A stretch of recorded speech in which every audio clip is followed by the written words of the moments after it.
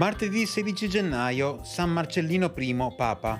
È il 16° giorno dall'inizio dell'anno, ne mancano 350 al termine. Il sole sorge alle 7:46, tramonta alle 16:55.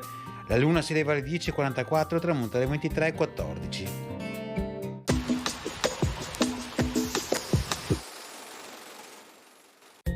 Si stabilisce che, d'ora in avanti, soltanto 3 persone appartenenti alla stessa stirpe familiare potranno far parte del Consiglio dei Pregadi, vale a dire del Senato. Ciò perché, essendo il Maggior Consiglio un organo oligarchico ereditario, esso era composto esclusivamente dalle stesse famiglie.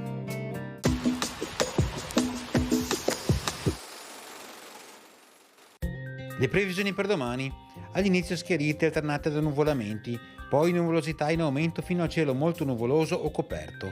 Dalla mattinata probabili piogge deboli e abbastanza diffuse che potranno interessare tutto il territorio, con qualche fiocco di neve inizialmente fino a quote collinari. Temperature in generale con tenuto aumento, salvo calo delle massime in pianura.